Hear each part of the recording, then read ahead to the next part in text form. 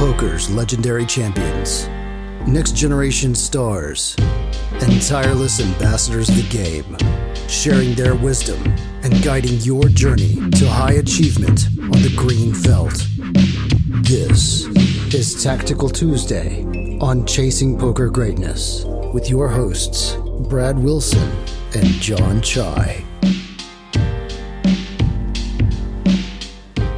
Welcome, my friend, to another episode of the Chasing Poker Greatness podcast. As always, this is your host, the founder of ChasingPokerGreatness.com, Coach Brad Wilson. And today's a tactical day, so I am joined by my co-host, Mr. Jon Chai. How you doing, Jon? Doing pretty good. Pretty excited to test out this new episode format. You want to just cue the listeners in on what we're going to try out this week? Yeah, so we're finally executing on the genius idea that I had as an impulse a few Tactical Tuesdays ago of showing a hand that we had previously broken down from an earlier episode of Tactical Tuesday, and then updating it with our current thoughts, right? Just seeing how we thought about the hand previously, and then bringing it to the present with some reanalysis, right? And so we've got the hands broken down. Like, what's the theme going to be in this update episode? I mean, so the theme is sort of like, it's related to like this old episode. So I'll go back, I guess, and just do a little recap of like the episode that we're getting into. And this like first hand, I go just absolutely bananas with two pair on the river, just trying to fold out, a straight basically. Very similar thing happens in the second hand where I just go pretty crazy with ace high in a spot where, probably could just think about bluff catching again, trying to fold out almost basically in the entirety of their range. And we're going to use this episode to see if, you and I still agree with my thought process. I don't think you agreed with my thought process in either of the hands back then. So maybe we'll see if you agree with my thought process now, and we'll see if I still agree with how I played with the hand. Or sorry, we'll see if I agree with how I played the hand about a year ago. Yeah, you're going to play with the hand. That's a strange thing. So let's break down the action for the podcast listener and the YouTube listener, because we're about to, jump in our Wayback Machine and throw up the old clip. We'll do the first hand. I open to we're playing 5-10 6 max. I'm in middle position. Looks like I opened to 2250 with Jack 10 offsuit, Jack of clubs, 10 of hearts. The big blind defends. I flop a gut shot on like a queen 8 export. The flop goes check check. The turn I turn a pair. The big blind probes turn for about 3/4 pot.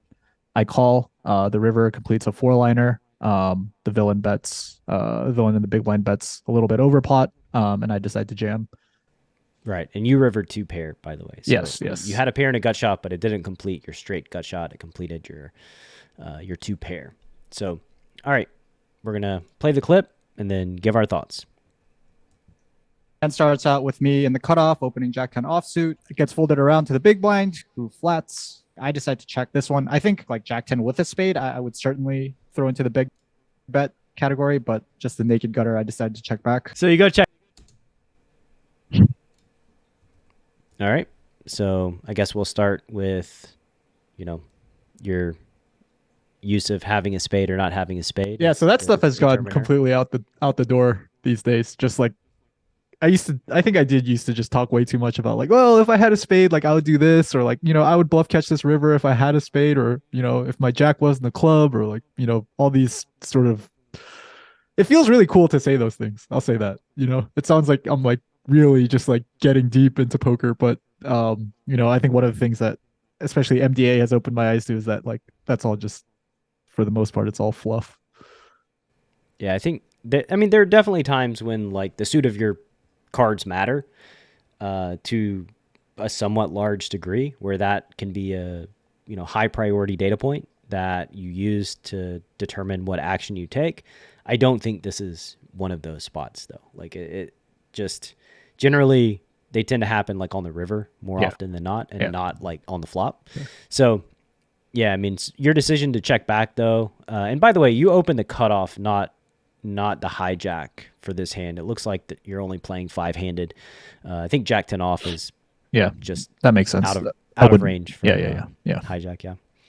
So yeah, tell me about betting or checking this flop these days. I'm still like, I still think that there's a lot of different very profitable c-bet strategies you can have on these types of boards. I think that you can range bet a third. That would be good. I think you can have like a you can like bet a third like high frequency, but like not with like the entirety of your range. Maybe a hand like pocket jacks like doesn't want to bet a third, so like you'd bet a third with like all the hands that aren't like jacks, tens, nines, maybe like 8x. And then I also think that you could just have like a big bet check strategy on this board as well. And I think just going back to my old self, like in this video, it looks like that's sort of like the strategy that I was implying. I think that I was playing.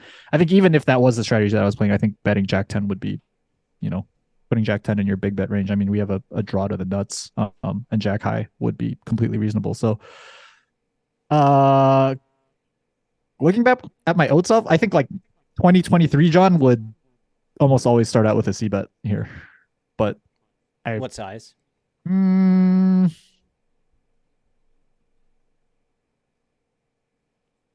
I would start out with a third. Yeah. So you heard it here. Jon's reanalysis of the situation. You can check. You can bet 30% or you can bet 70%. All of them are valid choices. So basically, you can just do whatever you want to do, and that's okay.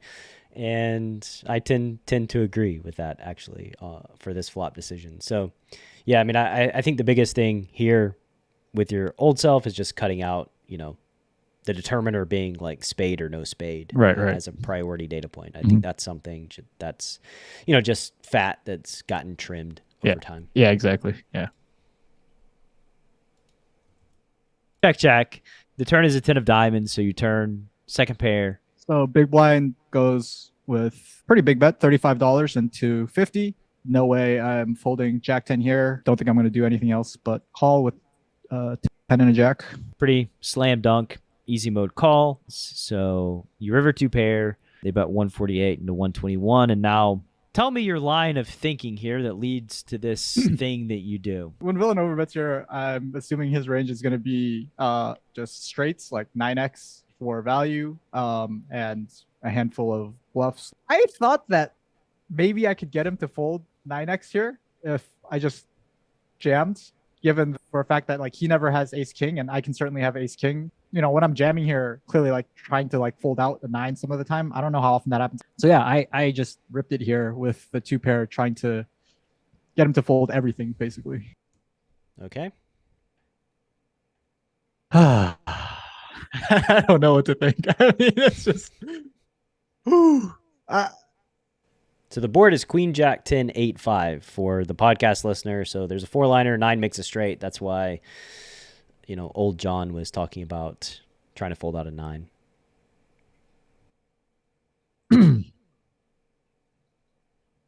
Yeah, maybe I've just gotten like nitty in my old age or something. But like looking back on this, I'm like, wow, that's like just pushing the ace king thing like to the absolute max here, and like hoping that they fold out basically the best hand that they ever bet, or hoping that they fold out every single hand that overbets the river.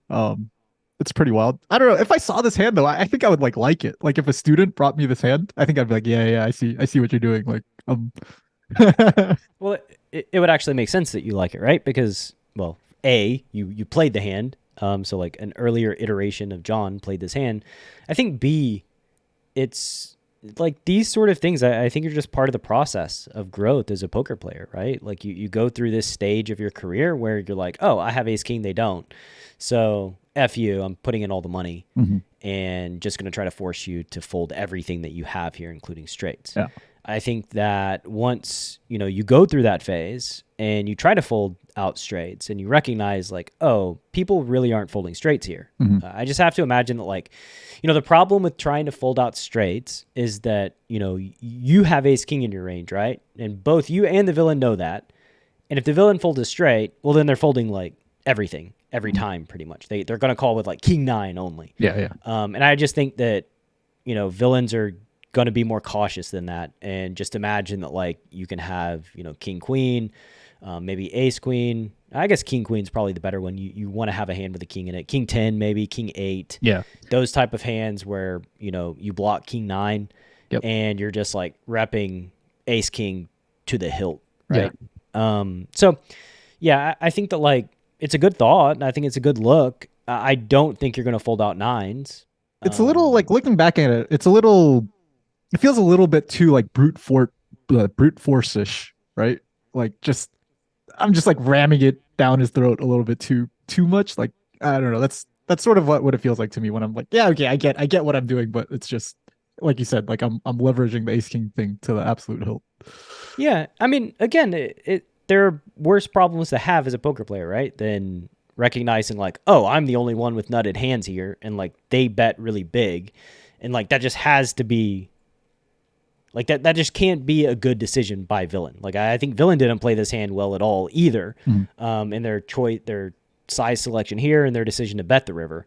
I think that like Villain blundered, and then you just kind of jumped on Villain's blunder here.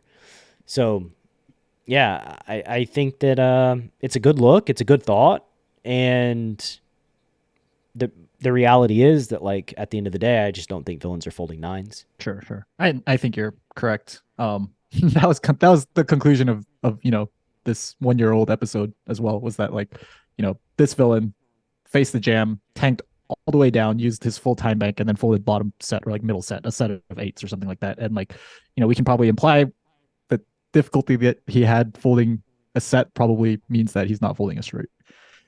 Yeah. And I guess a real question is like, should they even like, is a set any different than a straight here? Like to me, it's not really that different, right? I don't, the only difference would be like, if you have a 9, then that just removes some of the king 9 that we would have in our range. So like, maybe you can block one combo of king 9 by having a 9, but like, okay, that I don't think that's like, again, going to play a major role as to like whether or not they should call the river. So yeah, I mean, I think that a set is kind of the same hand as a 9. Yeah.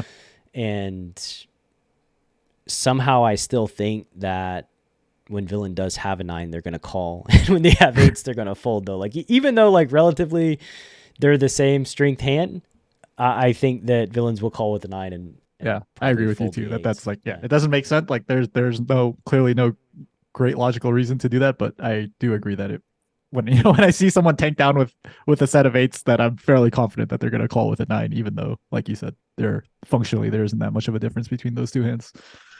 Right. I would say there is one difference in Villain's mind, and that is, when they have the 8s, I can just call when I have a 9 and fold now when I have the 8s, right? Like that, I think that's probably the thought that pops up in their heads. Like, I have so many 9s here. Like maybe I don't need to call with the 8s. These 3 combos, as if, again, like it's not super logical, but I think it is a thing that people could think. So, all right. I think just to put like a bow on this hand, I think 2023 Jon would just call the river and like not try to do this. I think I would just, I'd be like, wow, this hand is just like really good, and it, like it's a little strange that Villain even picks this size on the river, and so like I think like part of me would think like, oh, the size might be just could easily be overbluffed. Like it's strange that they're picking an overbet size in a spot where like I have the nuts and they don't. And yeah. And hearing that, like, well, just hearing the way that you thought about it, like I'm trying to fold out everything here. Like essentially the thing that you're valuing the highest is winning the pot. It's not leaning into pot odds. It's not thinking about like bluff catching. It is just like the absolute result of this hand. Yeah. Like you need to win this hand. Yeah. And I think that, again, that's a good marker of your progression since we recorded this past episode. Yeah. The point of poker is to win the most money, not the most hands. That's what they tell me. All right. So yeah, we're going to take a short break and then head back to the second hand in this throwback reanalysis episode. Stick around after the break. Are you a lone wolf searching for the ultimate pack? The CPG Wolf program is a close-knit brotherhood hell-bent on one thing only: chasing poker greatness.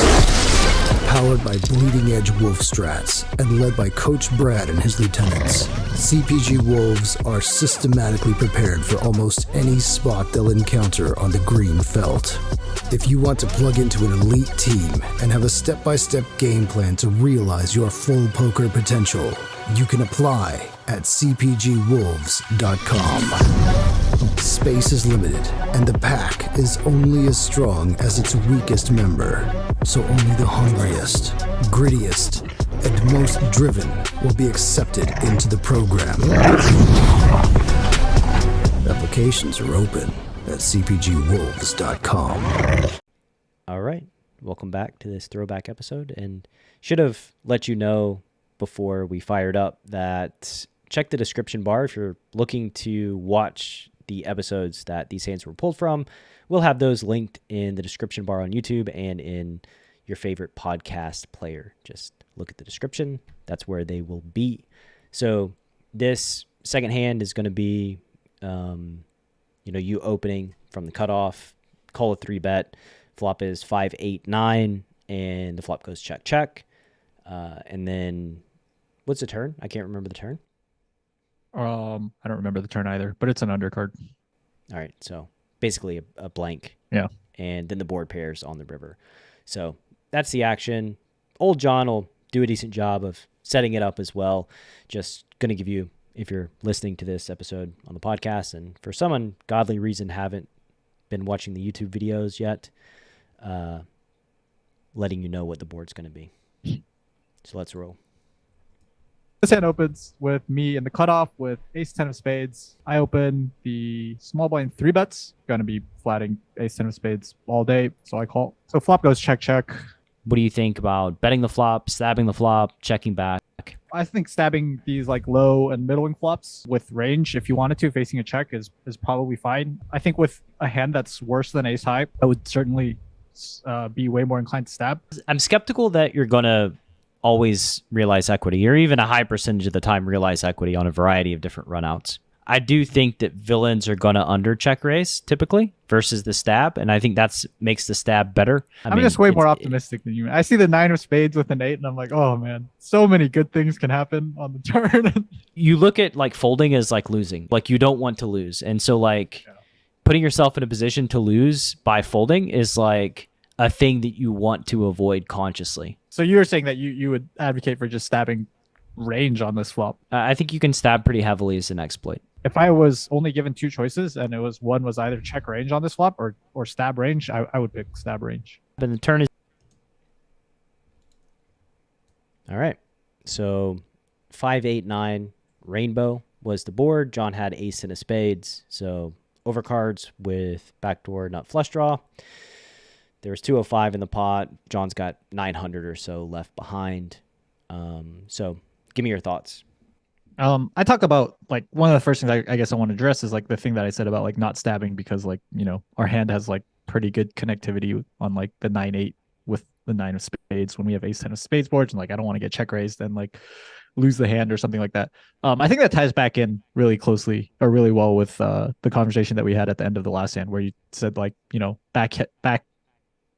back in this day, Jon, like that Jon seemed a little bit too obsessed with trying to win every pot or like finding a way to win every hand. And I think that's like sort of related to this spot where like you can see that I'm like hesitant about stabbing because like I don't want to fold to the check raise, and like, we have like a ton of backdoor equity, and like giving up on that, was very painful to 1 year ago, Jon.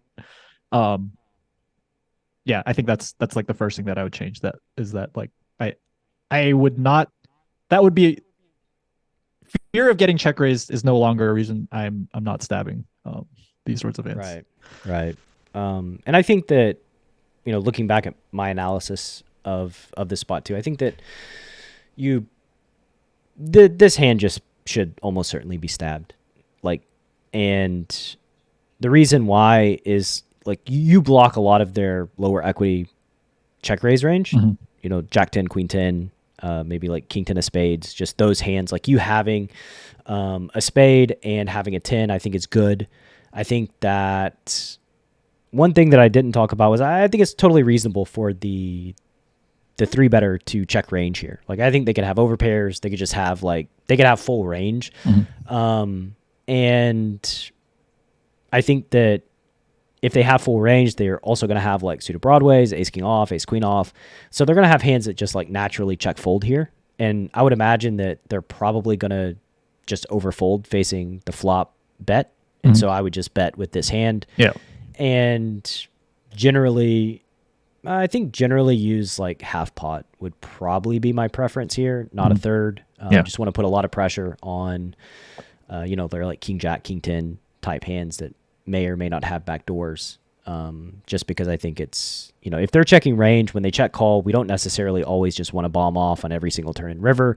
So I would like to fold out the hands that could bluff us on a future street. Like if they call the flop with like king jack and then turn checks through and then they bet the river, right? So I would bet with this hand. I would not stab range. Like I would not bet range here. I think you have a lot of hands that naturally want to check back, like 6s, 7s, 7, 8. Is having a lot of backdoor equity one of the reasons you would stab a hand like this? Like it feels weird, right? Like I said, like I don't want to stab this hand because I have so much backdoor equity. I don't want to get check raised off of it. But it kind of seems like the direction you're going is like, I probably wouldn't barrel every turn in river, and like this hand is good to stab because like the turns and rivers that I do barrel are like very natural and obvious to me on the turn. Yeah. Okay. I would totally agree, and I think like betting when you have more equity in this spot is probably better than betting when you have less equity. So like having some nutted backdoor potential is nice. Having some like barrels on a turn 7 or a turn 6. Yeah. I think that's really nice as well. So I just think this hand makes for a great candidate to bet in this situation where villain's likely checking range and is, almost certainly going to check fold too often facing like a half pot size bet. Yep. Okay. I'm in complete agreement with you. I think present day Jon would also just see bet this board with this hand and hope for good turns to barrel.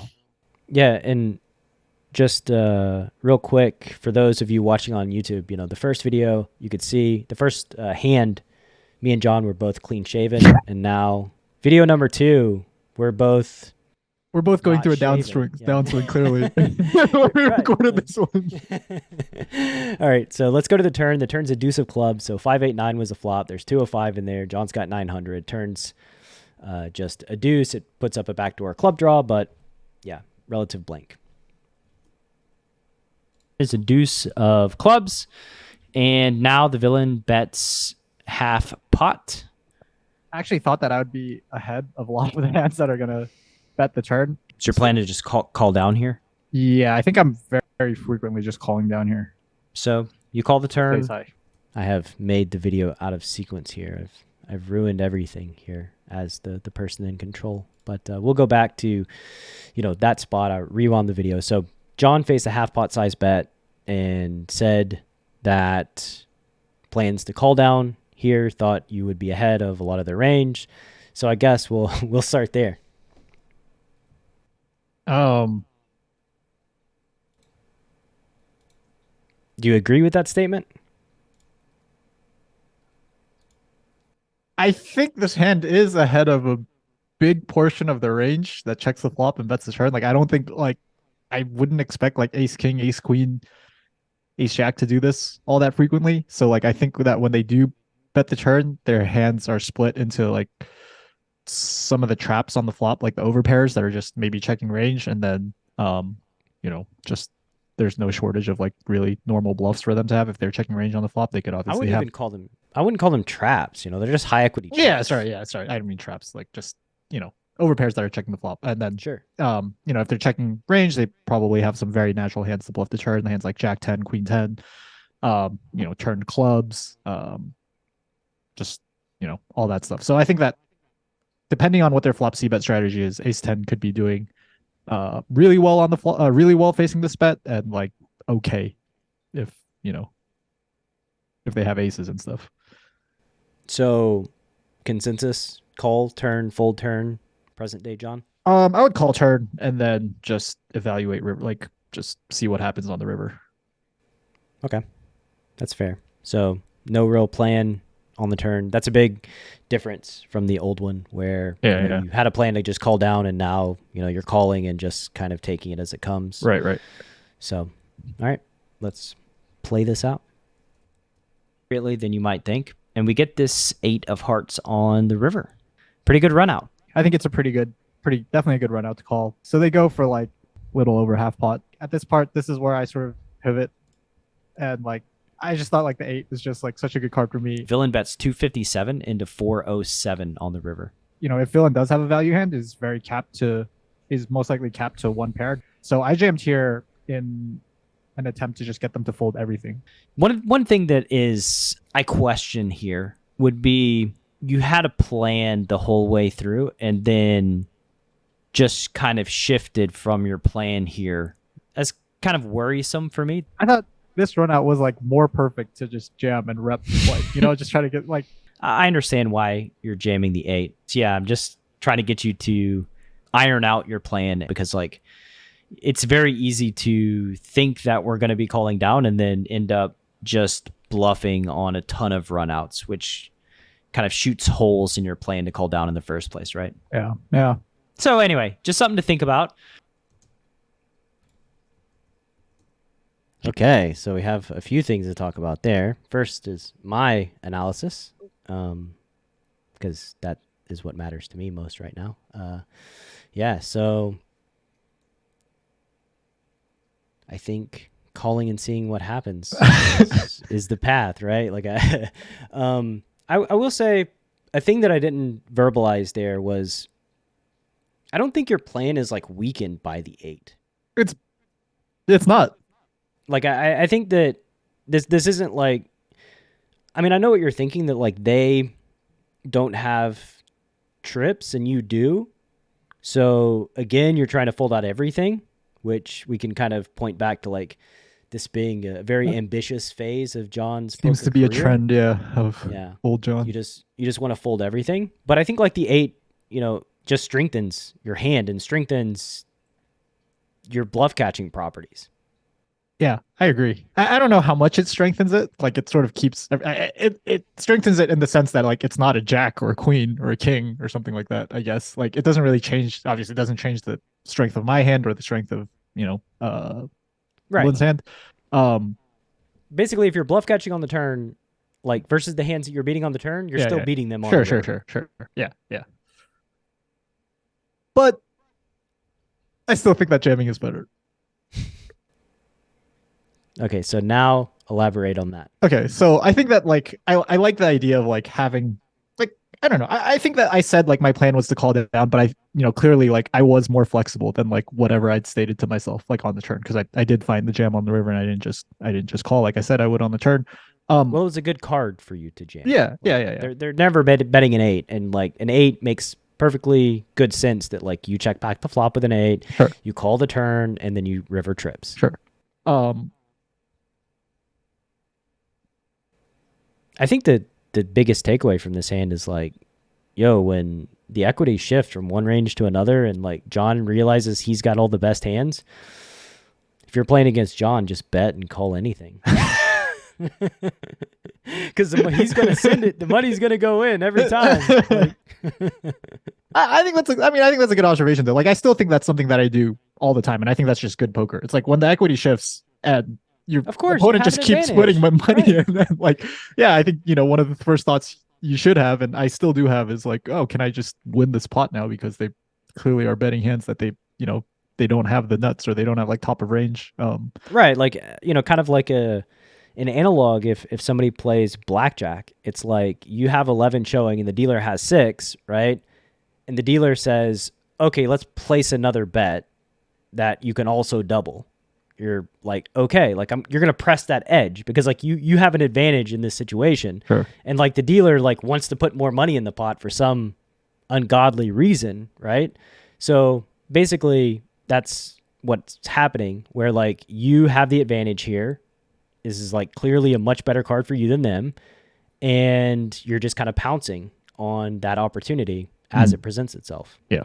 And I think it was similar. Like I was trying to do the same thing in the first hand too, where like I thought the river, like the queen, where that promotes all my ace kings to the nuts, like was a really, really good card for me. I thought that they shouldn't be betting that card very often and definitely not overbet.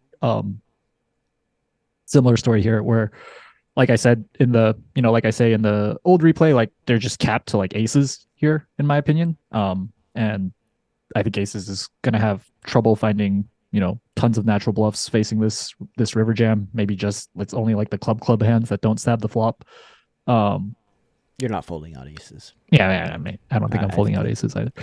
That whole I'm gonna fold out everything they have thought. I think that's one that's like probably a thought that you've done away with. Yeah. Since when you go recorded. through a phase of trying to make everybody fold everything they have in their range, I realize that doesn't work. And so, yeah, that's now well in the past. Right.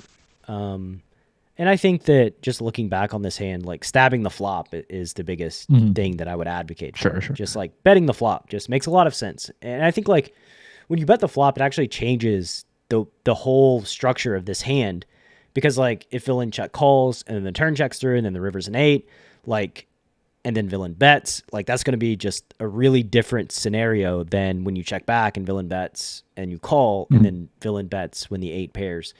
And I think that like if villain check calls, I mean, I actually think if villain check calls, then you would never jam on the river facing this bet. You would be in pure call or fold mode. Yeah, I think that's what I should have Yeah. been in, even in this situation. What do you mean? Like, I think I should have been in call or fold mode here with ace 10. Like, I don't know that I like this. But you said you liked the jam just 5 seconds ago. I mean, no, I said I don't know that I liked it. Like I'm more meant to say like I see what I'm doing. Like I see that like that their captain, like I'm trying to fold out like they're a big chunk of like their overpair range. But like again, like you said, like I don't think that happens, and I know that because I've done this a bunch of times since then, and like just gotten snapped by aces, kings, queens, jacks, whatever every single time. And Yeah, I think like so interestingly, like villain does have ace jack here, so you do fold out a better hand, Yeah. which is a little comical. Just yeah, I think like villain probably could have just checked the turn, and the turn checks through, and then they check the river, and you check back, and like they just win with ace jack high. There is really no reason to kind of create this situation that they created. wait, so let me just clear something up. So like you said that like had I started with a flop bet on the C bet. flop. Yeah, if I started with a bet on the flop and turn They goes check probably check. just check fold ace jack, right? Well, let's just say they check call, whatever. I don't know what they have. Let's say I start out with a small bet on the flop, they check call, turn goes check check, river is this river, and then they bet the river. And you're saying that I should be in like call fold mode.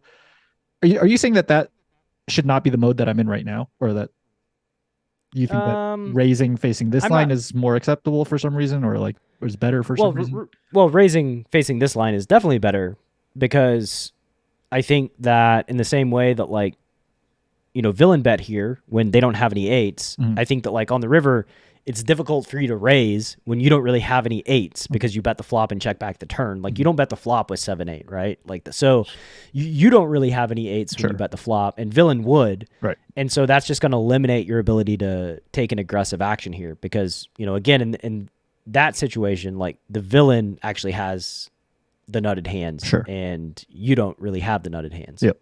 Okay. Yeah. I think that's a pretty cool difference in like why I'd be in like pure bluff catch mode facing that river bet, but facing this river bet, it's raising is definitely on the table. It's on the table for sure. And clearly it makes more sense the more like ace jack, ace queen, ace king that they bet on the turn in the river. I'm not exactly sure like why they bet ace jack here. That's why I didn't expect to see like when I said like, oh, I think ace 10 is like, depending on their c-bet strategy, I think ace 10 could be doing really well. I just didn't expect ace jack, ace queen, ace king to delay c-bet the turn. Yeah, I suspect that they also value winning the pot. Yeah. Instead of valuing just having a good strategy. And so that's what's going to lead them to bet the turn more with like ace queen and ace jack. It's the thing that drives, I think, lots of players is just like, I want to win this. I want to win this exact like watching hand. like two cavemen play poker and like beat each other over the head with like rocks, trying to like win the pot, basically. Yeah, unfortunately, I think that we'll be able to watch our analysis a year from now for some episodes that we're recording and probably get the same sense that like, oh, what were we thinking back then?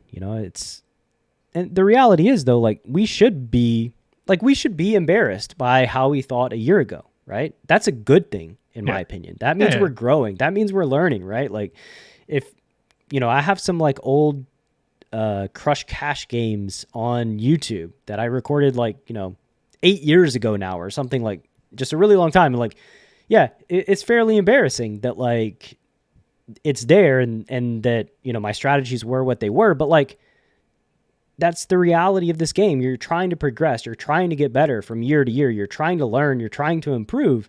And I mean, you get new tools, you get new methodologies, you just learn more about human beings. So the reality is like, you should be embarrassed by how you thought about poker a year ago, especially if you're in like a new phase, right? Or you're a relatively inexperienced player. You should be able to look back at a play and explain video that you made and be like, wow, what was I thinking? Like, that's crazy. This is like, it's like cringeworthy, right? Yeah. I think that's a good marker that like you're doing it right. When you look back and you cringe. Yeah. You're like, okay, cool. Like I'm actually doing this. I'm not doing that stuff anymore. I know that. Right. You're doing it proper. So yeah, this is a fun episode. Good concept. I think moving forward, I'm probably not just going to blurt out concepts in the middle of episodes anymore. Because shockingly, for the YouTube watcher, this was fairly complex putting all these pieces in place. But overall, enjoyable experience. Yeah. Hopefully we'll be able to do another embarrassment episode like this, maybe at the end of the year or something like that. Maybe we should do this regularly. I like this format a lot. I like looking back at old hands. Yeah, me too. So that's all we got for this week. Y'all take care. See you next week. See you next week.